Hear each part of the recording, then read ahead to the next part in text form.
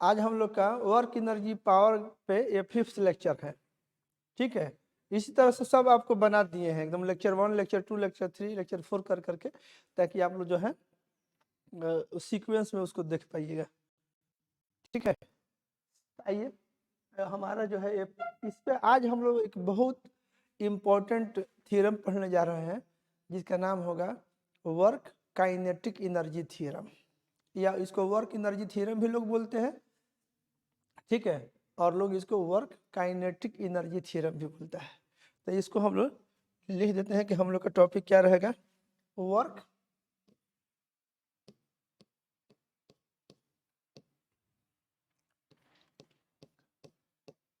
Kinetic energy theorem.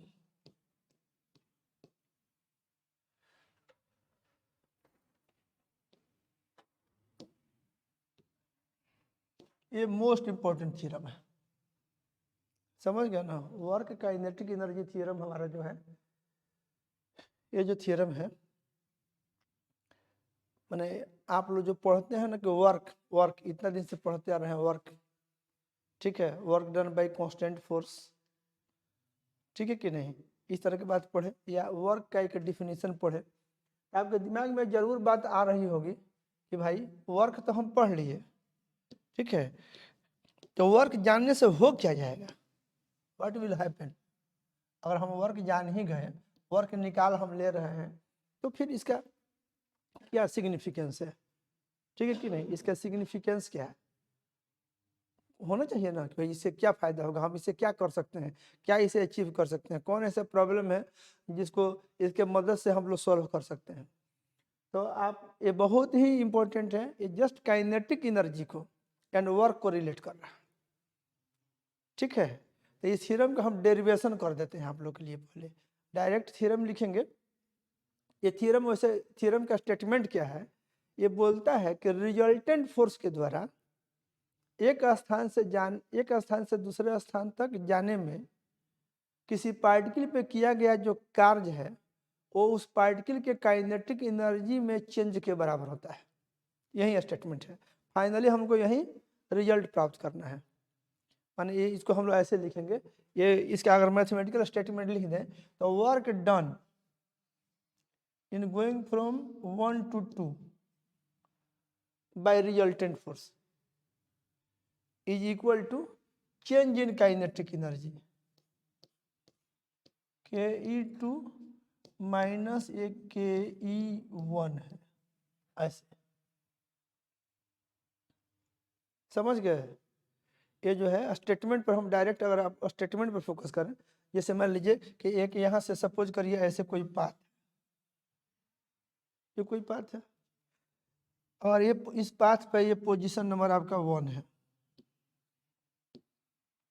आइए position number 2 है ऐसे। ठीक है, इस पाथ पे 1 से 2 तक कोई पार्टिकल मोशन कर रहा है, इस पे कुछ रिजल्टेंट फोर्स होगा, माने एक नेट फोर्स होगा। अगर एक फोर्स है तो वही नेट फोर्स है, और नहीं तो बहुत सारे फोर्सेज होंगे, उसका एक रिजल्टेंट होगा। तो मान लीजिए इस पर एक रिजल्टेंट फोर्स कुछ इस तरह का है, इस रिजल्टेंट फोर्स को हम एफ ही बोल रहे हैं। ओके, इस पार्टिकल पर एक फोर्स लग रहा है दिस वे। ओके, एक रिजल्टेंट फोर्स है, तो ये नेट फोर्स है, this is the net force और रिजल्टेंट फोर्स।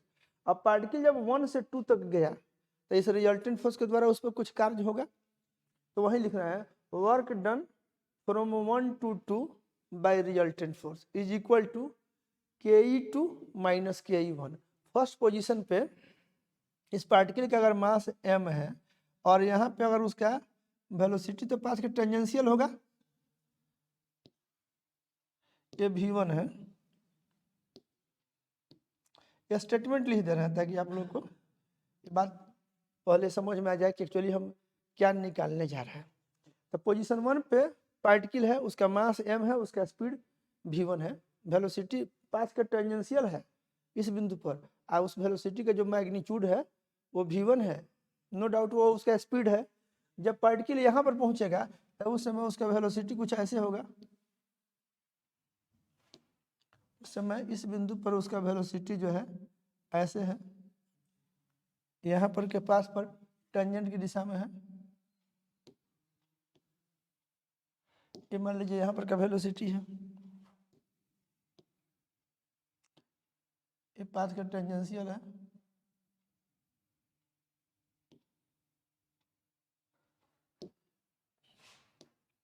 ये v2 है।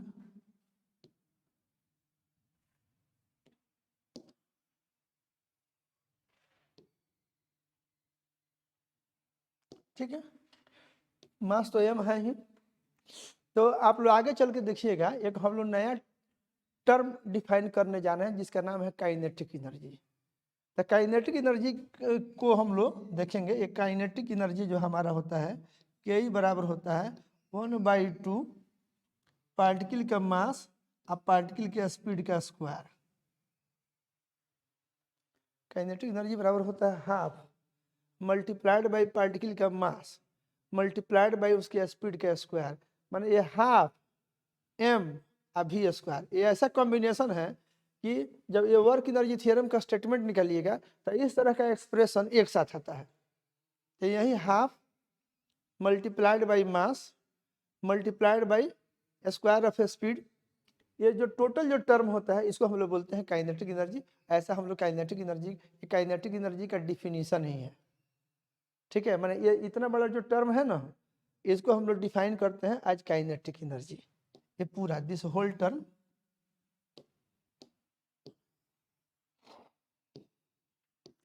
ये बुझिए कि ये आपका काइनेटिक एनर्जी का डिफिनीशन ही है।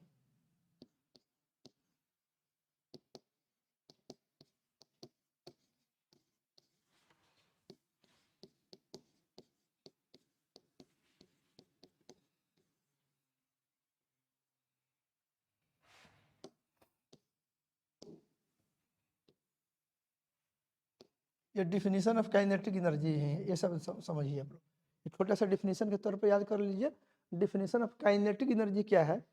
के ई लिखेंगे, K E kinetic energy equal to half multiplied by mass multiplied by square of speed. ध्यान रखिएगा, बहुत बच्चा इस भी को वेलोसिटी बोलता है, लेकिन नहीं, ये वेलोसिटी का मैग्नीट्यूड यानी स्पीड है। माने अगर इसको हम लिखना चाहें, ये वास्तव में ये 1/2 दिस इज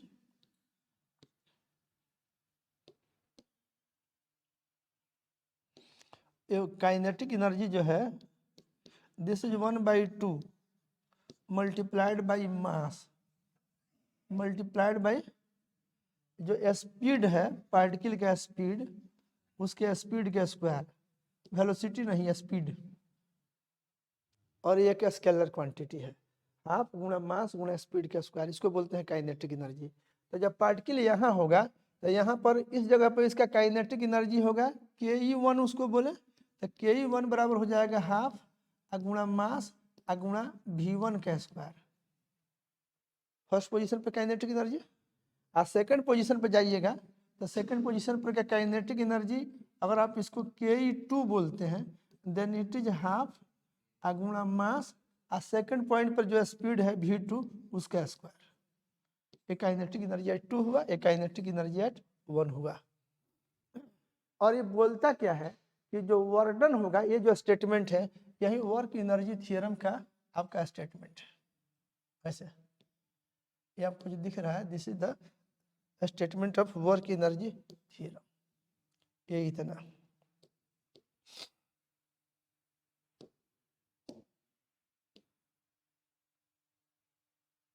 इतना ही पे हम लोग को ढेर सारा काम करना है। ke2 पूछ गया, ke2 इज हाफ गुणा मास गुणा स्पीड का square, ke1 is half into mass into speed का स्क्वायर फर्स्ट पोजीशन पे। तो फर्स्ट पोजीशन पे जो टर्म है ke1 एंड सेकंड पे ke2 है, तो ke2 माइनस ke1 किसके बराबर होता है? तो ये बराबर होता है जो नेट बल है उसके द्वारा किया गया कार्य। समझ गया? नेट बल के द्वारा किया गया जो कार्य होगा ये इसके बराबर होगा। अब देखिए काइनेटिक एनर्जी, मान लीजिए कि मास फिक्स्ड है, तो अगर भी बढ़ेगा इसमें, मास फिक्स्ड है पार्टिकल का और ये स्पीड इंक्रीज करेगा, तो जब स्पीड इंक्रीज करेगा तो उसका काइनेटिक एनर्जी इंक्रीज करेगा। स्पीड अगर डिक्रीज करेगा तो काइनेटिक एनर्जी डिक्रीज करेगा, समझ गया कि नहीं। अगर स्पीड इंक्रीज करेगा तो काइनेटिक एनर्जी। अब देखिए आप लोग इसी स्टेटमेंट को एक नया ढंग से लिखें, पहले स्टेटमेंट का ही व्याख्या कर देते हैं ताकि आप लोग कैसे काम करिएगा ये समझ में आ जाएगा, और उधर साइड में डेरिवेशन कर दिया जाएगा। क्या डेरिवेशन करके संतुष्ट हो लिया जाएगा कि हाँ ये जो आया है एक सही ढंग से आया है, एक नियम से यहाँ तक हम लोग पहुँचे हैं। लेकिन जो मेन हमको जिस पे काम करना है, जो वर्क एनर्जी थ्योरम या वर्क काइनेटिक एनर्जी थ्योरम है, वो यही इक्वेशन है कि work done by resultant force in going from position 1 to position 2 is equal to kinetic energy at 2 minus kinetic energy at 1। इसी को फिर अगर एक नया ढंग से आप सजा करके लिखें तो आप लिख सकते हैं ऐसे, ke2 इज इक्वल टू, इधर आ जाएगा तो ये हो जाएगा ke1 plus work done in going from position 1 to position 2। समझ गया कि नहीं। देखिए इसमें भी इस तरह से लिखने में एक बड़ा हम लोग को कंफर्ट है, और इसको ऐसे लिखें तो आपको एक कंफर्ट है इसमें। वो क्या,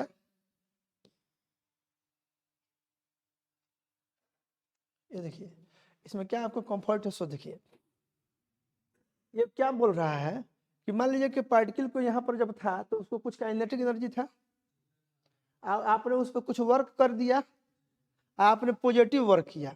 जैसे सपोज करिए संख्यात्मक मान के तौर पर समझें कि आप ये देखिए, मान लीजिए शुरू में काइनेटिक एनर्जी था 50 यूनिट का, 50 जूल था, ये 50 जूल था। आपने वर्क कर दिया, पॉजिटिव वर्क किया। देख लीजिए पॉजिटिव वर्क आप कर रहे हैं। सपोज करिए आप पार्टिकल पे पॉजिटिव वर्क कर रहे हैं, तो पॉजिटिव वर्क कर दिए मान लीजिए 200 जूल, ठीक है। तो देखिए तो ये बाद वाला काइनेटिक एनर्जी क्या हो जाएगा, बाद वाला काइनेटिक एनर्जी, शुरू वाला तो इतना है, आपने इतना वर्क कर दिया, नहीं समझे। और आपको स्टेटमेंट पे डायरेक्ट आप काम करें, आपको स्टेटमेंट पे अपना भरोसा है कि आप हाँ ये स्टेटमेंट बिल्कुल मैंने सही है, तो इस पे आप काम कर रहे हैं। तो देखिए काइनेटिक एनर्जी एट 150 जूल, तो इसके हिसाब से यहाँ स्पीड होगा।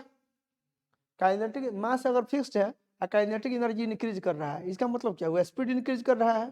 तो आप यहाँ से जो है मान लीजिए आपका इतना प्लस इतना आपने पॉजिटिव वर्क कर दिया, तो बाद वाला काइनेटिक एनर्जी तो ये 250 जूल हो गया।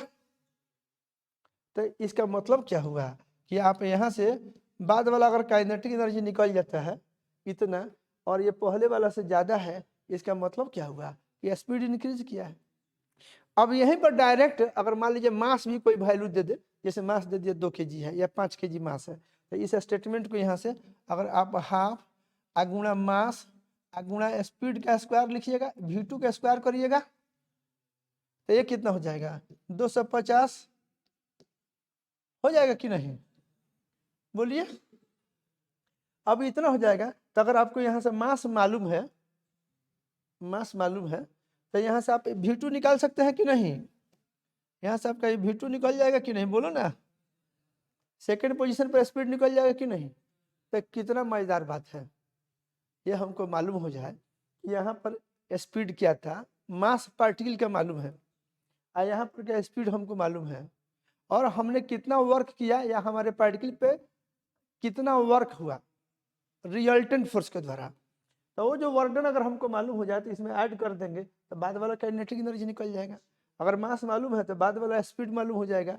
तो वर्क डन के मदद से आप ये स्टेटमेंट से काइनेटिक एनर्जी का चेंज निकालिए, चाहे ऐसे निकाल लीजिए। जब बाद वाला काइनेटिक एनर्जी निकल जाएगा, अब मास मालूम है तो बाद वाला स्पीड निकल जाएगा। तो ये एक इम्पोर्टेंट बात है कि नहीं भाई, यहाँ इतना स्पीड यहाँ था, मान लीजिए मास तो ऑलरेडी मान लीजिए 5 kg है, और यहाँ पर मान लीजिए स्पीड हमारा कुछ है, उसके हिसाब से यहाँ काइनेटिक एनर्जी होगा। फिर जब हम सेकंड पोजीशन पे गए, यहाँ से वहाँ तक जाने में कुछ पॉजिटिव वर्क हुआ, तो पॉजिटिव वर्क होगा, ये पॉजिटिव होगा तो इसमें जुटेगा, यानी बाद वाला काइनेटिक एनर्जी बढ़ेगा, यानी बाद वाला स्पीड बढ़ेगा। तो अगर हमको अगर मालूम हो जाए यहाँ से, अगर वर्क डन हमको मालूम हो जाए, मास हमको मालूम है, शुरू वाला काइनेटिक एनर्जी या फिर स्पीड हमको मालूम है, तो हमारा बाद वाला स्पीड निकल जाएगा। कितना आराम से हम लोग काम को कर सकते हैं। फिर इसी में देखिए हो सकता है कि फोर्स लग रहा हो लेकिन उसके द्वारा कार्य जीरो हो, आपको एक इस तरह का भी बात बोले हैं कि अगर बल वेलोसिटी के हमेशा लंबवत जब रहता है, आप जानते हैं कि कोई फोर्स अगर वेलोसिटी के हमेशा परपेंडिकुलर हो तो उसके द्वारा वर्क डन 0 होगा। तो अगर फोर्स वेलोसिटी के परपेंडिकुलर है तो वर्क डन 0 हो जाएगा। नेट बल बोलिए, मान लीजिए नेट बल वेलोसिटी के परपेंडिकुलर है, ठीक है, नेट बल वेलोसिटी के परपेंडिकुलर, जैसे यूनिफॉर्म सर्कुलर मोशन में होता है। सुनिए, ध्यान देकर सुनिए, बोलिए नहीं, सुनिए। अगर नेट बल वेलोसिटी के परपेंडिकुलर हो, जैसे यूनिफॉर्म सर्कुलर मोशन में होता है, एक समान वृत्तीय गति में वेलोसिटी टेंजेंट की ओर, और नेट बल केवल सेंट्रीपिटल होता है जो कि वेलोसिटी से 90 डिग्री पर रहता है। तो उस तरह के बल के द्वारा कार्य क्या होगा? 0। तो जब कार्य 0 होगा, ये कार्य 0 होगा, तो जब ये वाला टर्म 0 हो जाएगा तो बाद वाला काइनेटिक एनर्जी वही होगा जो शुरू वाला काइनेटिक एनर्जी होगा। अगर वर्क डन 0 रख दीजिएगा तो इसमें अब बाद वाला काइनेटिक एनर्जी शुरू वाला काइनेटिक एनर्जी के बराबर है। इसका मतलब क्या हुआ? स्पीड सेम रहेगा, वेलोसिटी बदलेगा, है कि नहीं? अगर फोर्स है तो एक्सेलरेशन होगा, वेलोसिटी बदलेगा, लेकिन उसमें केवल वेलोसिटी का डायरेक्शन बदलेगा, उसका जो मैग्नीट्यूड है, स्पीड जो है वो नहीं बदलेगा। तो जितना शुरू में स्पीड होगा उतना बाद में स्पीड होगा, वर्क डन 0 होगा। फोर्स लग रहा होगा, एक्सेलरेशन भी होगा, फोर्स भी है, एक्सेलरेशन भी है, लेकिन फोर्स अगर वेलोसिटी के परपेंडिकुलर है तो वर्क डन 0 हो जाएगा। एंड जब ये वर्क डन 0 हो जाएगा तो बाद वाला काइनेटिक एनर्जी शुरू वाले काइनेटिक एनर्जी के बराबर हो जाएगा। मतलब जितने शुरू में स्पीड है बाद वाला स्पीड वही रहेगा, तो आपका स्पीड अनचेंज रह जाएगा। फिर देखिए, अगर नेगेटिव कार्य होता है इसमें, अगर वर्क डन नेगेटिव हो जाए तो वर्क डन नेगेटिव हो जाएगा। मान लीजिए 50 है, ये -20 हो जाए, वर्क डन नेगेटिव हो जाए, तब तो इसमें घट जाएगा, तब बाद वाला काइनेटिक एनर्जी क्या हो जाएगा? कम, तब बाद वाला स्पीड क्या हो जाएगा? कम।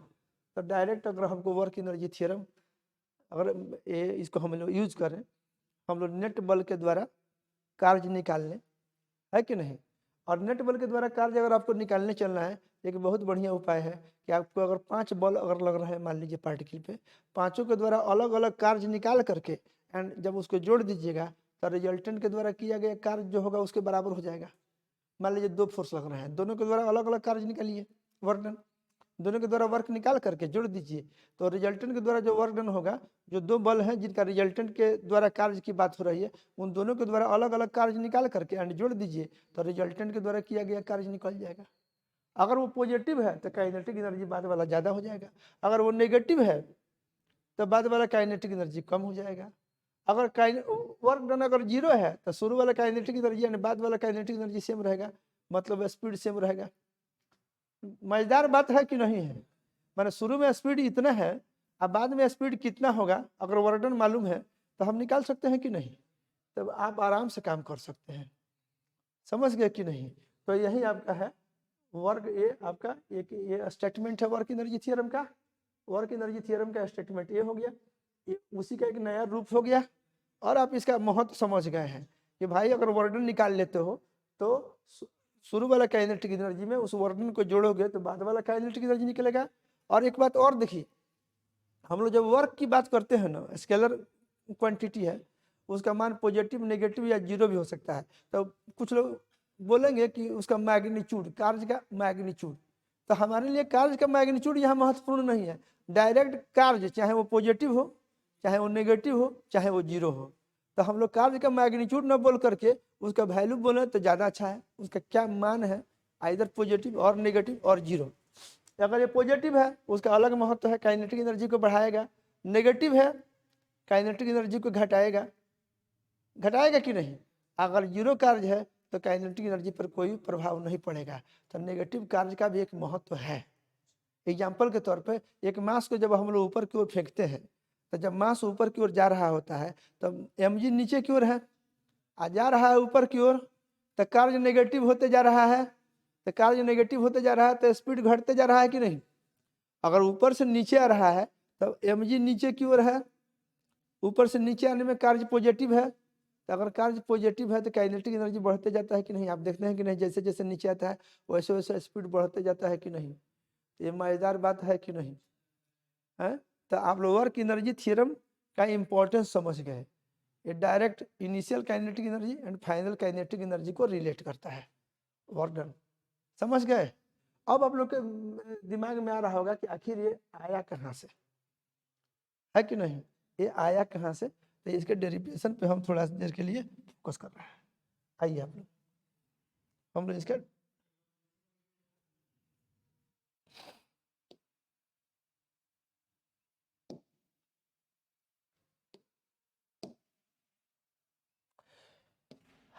आप लोग हम इसको देखते हैं, ये derivation of work energy theorem.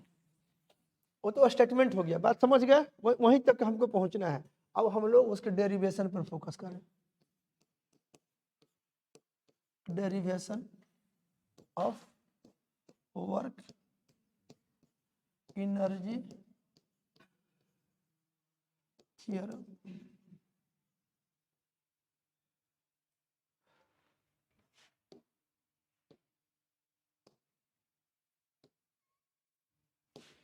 हम बात करेंगे डेरिवेशन ऑफ वर्क एनर्जी कहिए, चाहे वर्क काइनेटिक एनर्जी कहिए।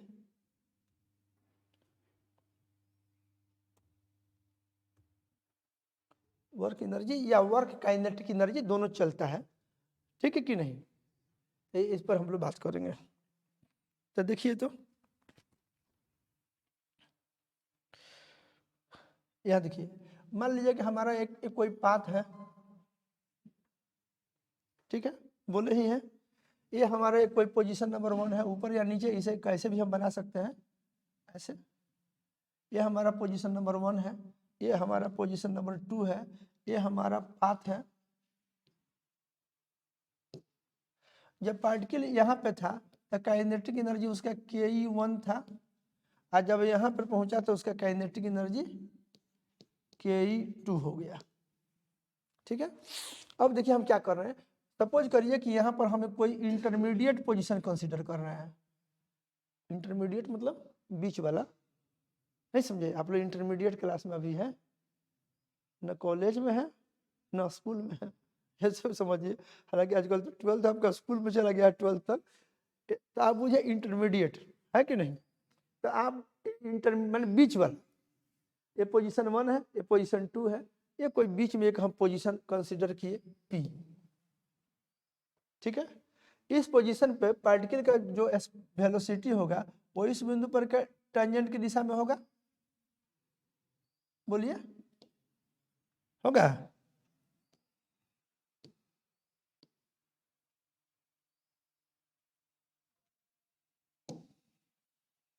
कैसे करते हैं, समझ में आएगा? ये मान लीजिए इस बिंदु पर वेलोसिटी है ऐसे, टेंजेंट के डायरेक्शन में है, और सपोज करिए कि पार्टिकल पर एक फोर्स लग रहा है ऐसे,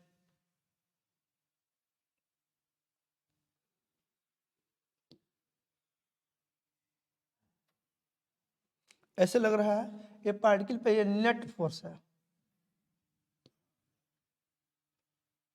क्या नेट फोर्स ही है। आप इसमें सिग्मा लगा के भी लिख सकते हैं, वो ऐसे भी लिख सकते हैं, ठीक है। ये हमारा नेट फोर्स है F। अब इस दोनों के बीच में एक कोण बनेगा, वेलोसिटी एंड इसके बीच में, और आप ये देखिए तो ये टेंजेंट का भी डायरेक्शन है। और हम बोल रहे हैं तो ये हमारा जो है इस बिंदु पर जो टेंजेंट है, इस पॉइंट पे जो हमारा ये टेंजेंट है वो इसी डायरेक्शन में है,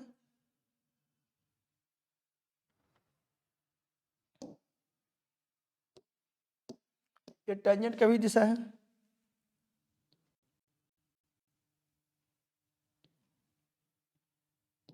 बात है ये,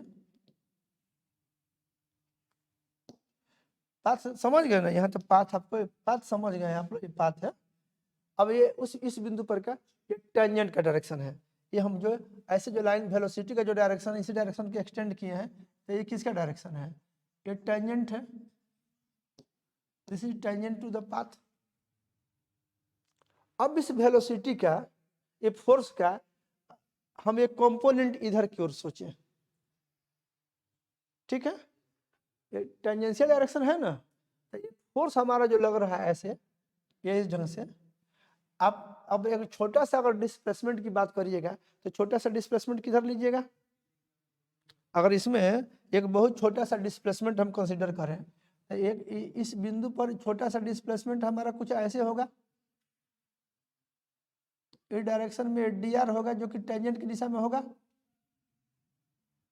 बोलिए। तो अगर हम वर्क डन की बात करते हैं, इसमें वर्क डन की बात करते हैं, तो ये वर्क डन हमारा कितना हो जाएगा, डी डब्ल्यू बराबर, भाषा थोड़ा कम कर रहे हैं, कोई दिक्कत। तो डी डब्ल्यू बराबर हमारा कितना हो जाएगा, ये एफ डॉट डी आर होगा।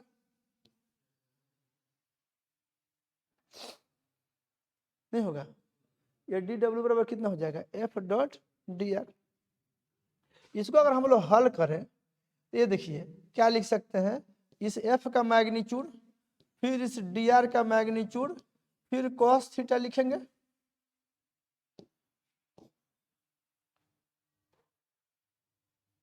लिख सकते हैं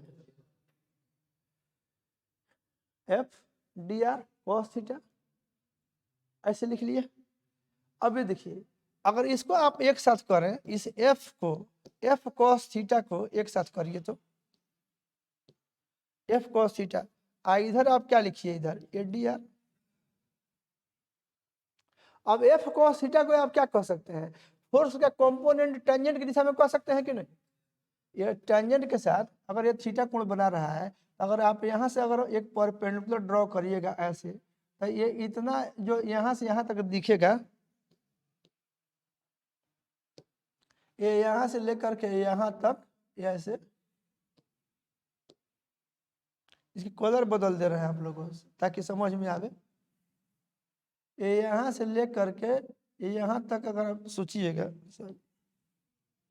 यहाँ से लेकर के यहाँ तक ये आपको दिख रहा होगा।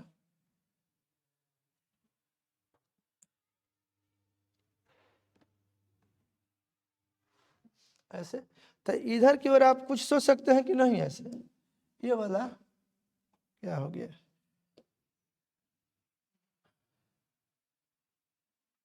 इस लाइन को हम लोग ऐसे समझिए, तो ये आपका कंपोनेंट हो जाएगा कि नहीं। इसका अगर हम लोग कंपोनेंट सोचे ऐसे, फोर्स का कंपोनेंट वेलोसिटी के दिशा में या फोर्स का कंपोनेंट टेंजेंट की दिशा में कह सकते हैं कि नहीं, एफ कॉस थीटा को।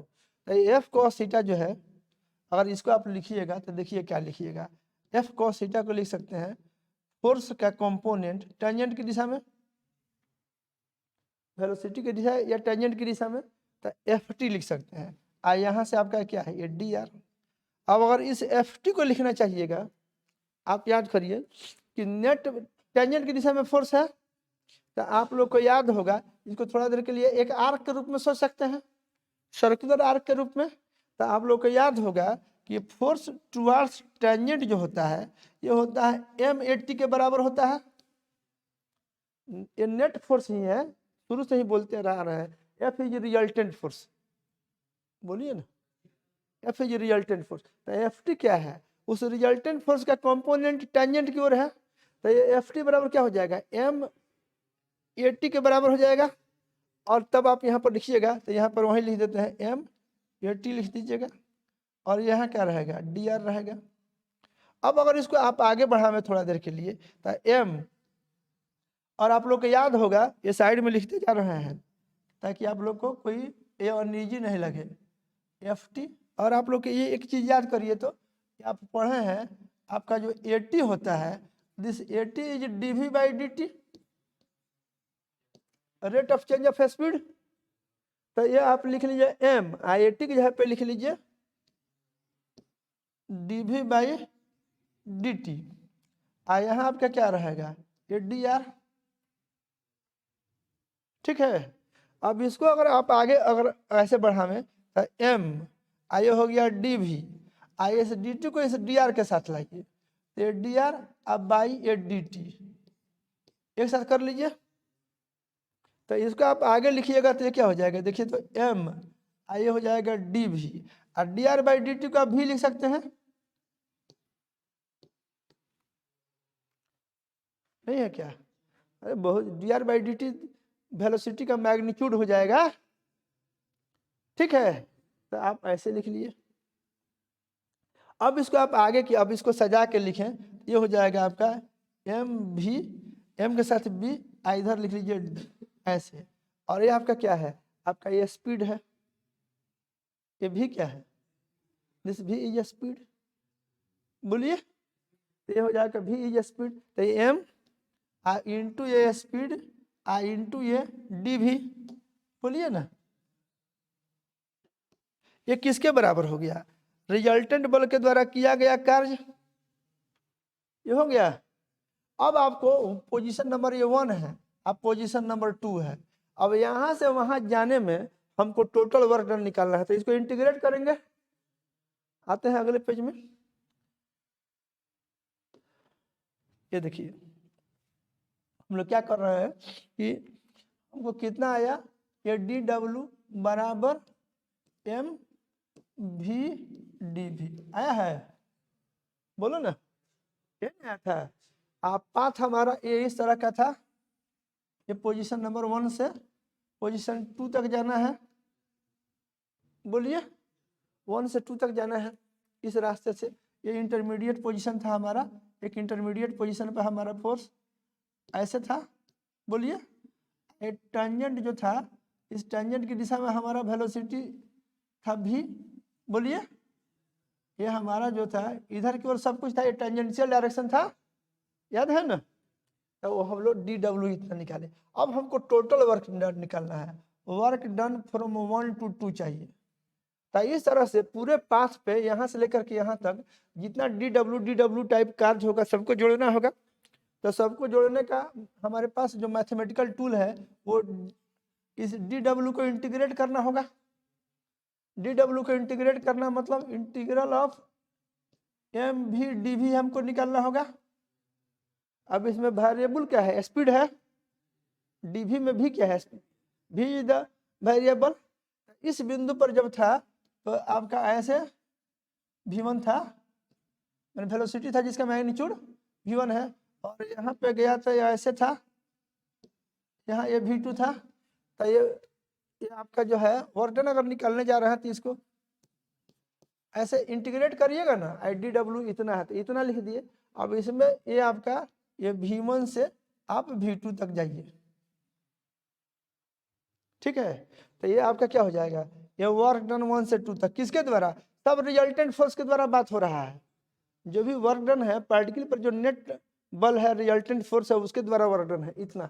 अब इसको जब आप हल करिएगा तो क्या हो जाएगा, m बाहर, और ये क्या हो जाएगा, ये v आए हो जाएगा डी भी, आए हो जाएगा यहाँ v1 से ये आपका जाएगा v2 तक, ठीक है। अब इसको अगर आप सॉल्व करते हैं तो देखिए कितना हो जाएगा, ये हो जाएगा m, आइए देखिए ये v²/2 हो जाएगा, पता नहीं ये समझे कि नहीं। अगर आपको यहाँ x dx रहता है, याद है, तो x के पावर 1 है तो इधर हल करिएगा तो x²/2 प्लस ये c हो जाएगा कि नहीं, और x के पावर n का इंटीग्रल याद है ना, x के पावर n + 1, अगर मान लीजिए यहाँ v है, v के पावर n होता है, यहाँ ये dv होता है, तो आप इंटीग्रेट करते तो कितना होता है, v(n + 1/n + 1 प्लस ये c करते, तो वही काम किया गया है, 1 है, इसमें डिफिनिट इंटीग्रल में c को छोड़ दिए हैं, तो आप ऐसे करिएगा तो v का ये 1 है तो v²/2 हो जाएगा, और ऊपर में ये v2 और फिर ये नीचे में v1, ये हो जाएगा work done by resultant force in going from 1 to 2।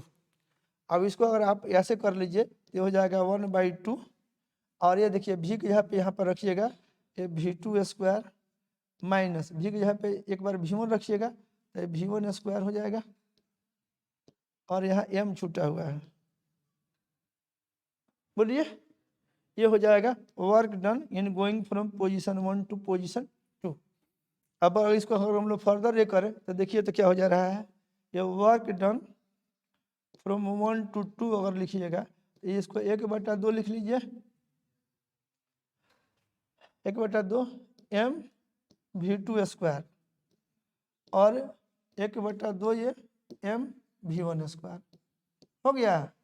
अब ये देखिए कितना इंटरेस्टिंग बात है कि ये जो वर्णन आपको जो आ रहा है ये पूरा एक कॉम्बिनेशन में आ रहा है कि नहीं, देखिए तो एक ही तरह का चीज 2 बार आया है कि नहीं, माने 1/2 और फिर m और फिर एक सेकेंड m आई स्पीड का स्क्वायर, यही ना टर्म आ रहा है बार बार, तो यहाँ आया 1/2 m, अब बाद वाले पोजीशन पर जो स्पीड है उसका स्क्वायर, -1/2 m, अब फर्स्ट पोजीशन पर जो स्पीड है उसका स्क्वायर। तो देखिए आप लोग सोच रहे होइएगा कि भाई काइनेटिक एनर्जी में हम लोग हाफ लगा के क्यों डिफाइन करते हैं, दिमाग में आ रहा होगा कितना बढ़िया बढ़िया रिलेशन है। P = m/v, बोलिए F = m/a, कितना अच्छा लगता है।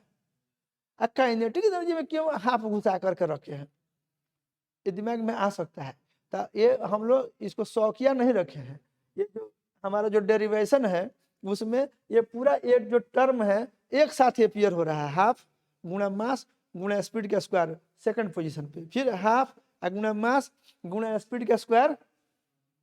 माने जब ये आ रहा है एक्सप्रेशन तो हाफ के साथ आ रहा है, यहाँ भी आया है एंड यहाँ भी आया है, इसलिए इस पूरे एक्सप्रेशन को ही हम लोग एक नया नाम दे दिए हैं, या इसको एक नया टर्म डिफाइन कर दिए हैं, इसको बोलते हैं काइनेटिक एनर्जी। तो यही जो हमारा टर्म है, इसी टर्म को हम लोग बोल रहे हैं काइनेटिक एनर्जी एट पोजीशन 2, आइए हो जाएगा काइनेटिक एनर्जी एट पोजीशन 1, और ये हो जाएगा work done in going from position 1 to position 2। बोलिए मजा आ गया है, मेरा डेरिवेशन पूरा हुआ कि नहीं आप लोग का?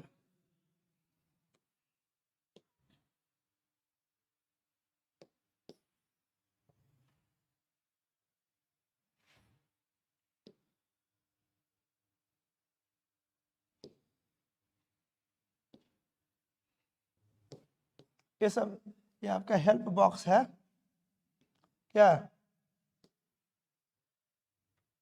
ये सब अपना उधर ये रखिएगा।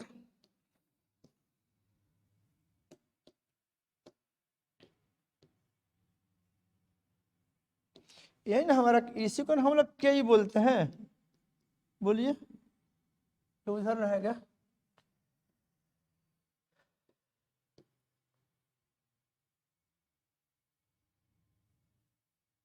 हम लोग पूरा अट गया ये,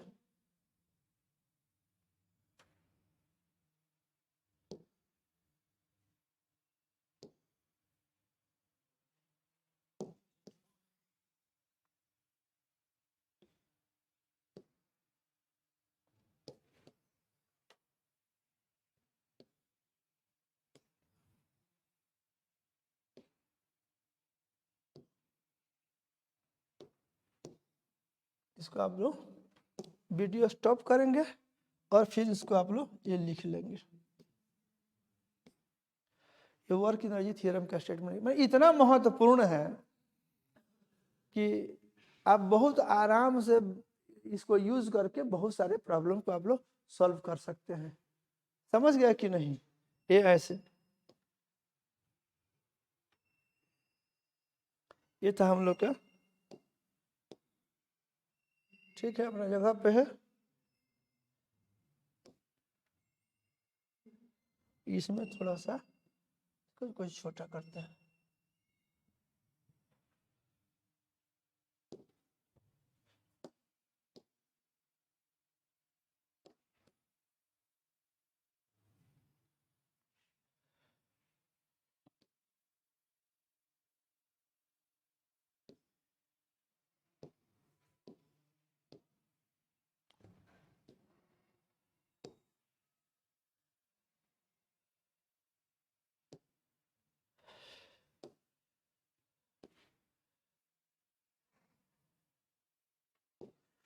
ठीक है, तो भाषा जो है इसमें, एक मिनट, भाषा तो हम लोग नहीं ऐड किए, ठीक है कि नहीं, लेकिन एक काम करते हैं, फाइनल जो स्टेटमेंट हम लोग का जो है ना, ये फाइनल जो आया हुआ है यहाँ पे,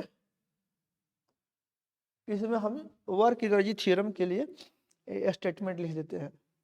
आप ऐसे देखिएगा, ये स्टेटमेंट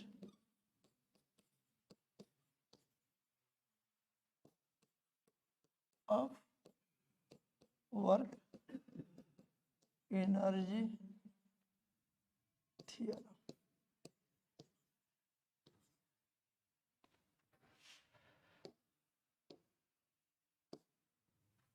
या वर्क काइनेटिक एनर्जी थ्योरम का ये बहुत महत्वपूर्ण है, अगर इस पर ध्यान दे तो मोस्ट इंपॉर्टेंट है ये कहता है work done by resultant force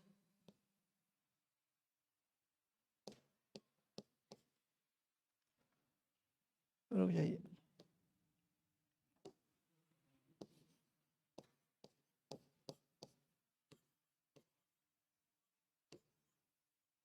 by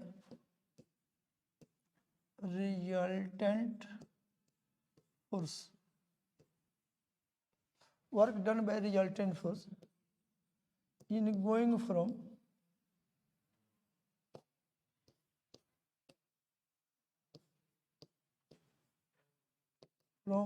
position 1 to position 2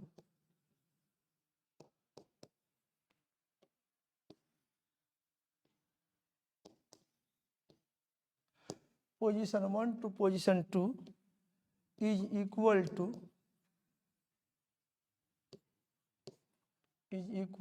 change in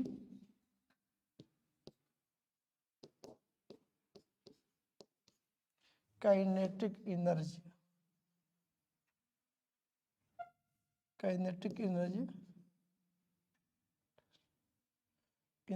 of the particle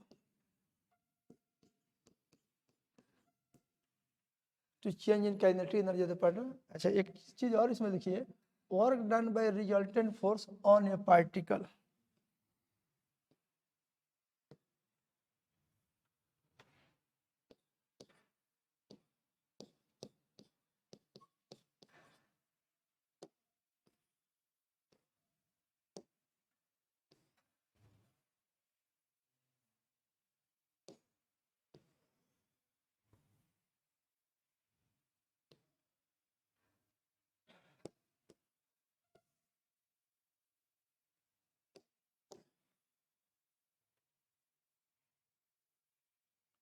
change in kinetic energy of the particle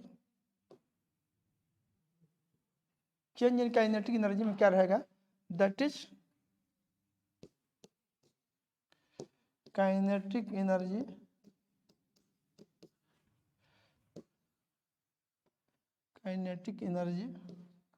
eight position 2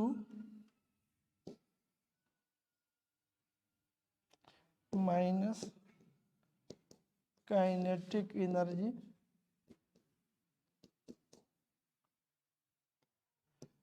eight position 1 ऐसे दिस इज ये देखिए work done by resultant force इतना equal to ke2 minus ke1 यही work energy theorem है। समझ गया कि नहीं क्या लिखे statement of work energy theorem में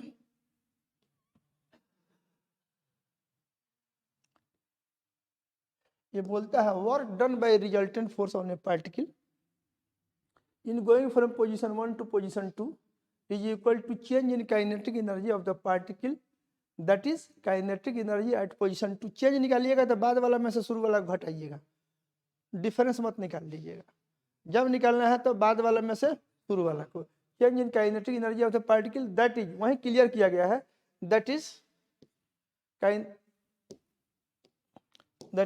kinetic energy at position 2 minus kinetic energy at position 1 इतना माइनस इतना ये work done by resultant force in going from position 1 to position 2 है याद रहेगा।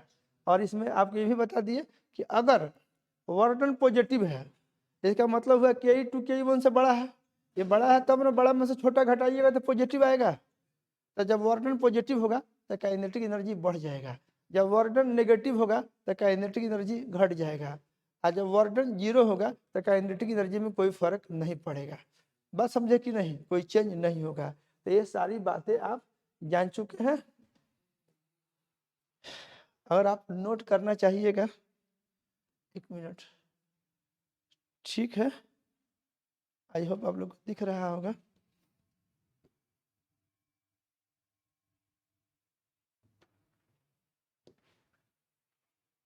एकदम वीडियो स्टॉप करके आप इसको लिख सकते हैं। ये derivation of work energy theorem हम किए हैं। स्टेटमेंट थोड़ा हम लोग कम लिखे हैं इसमें।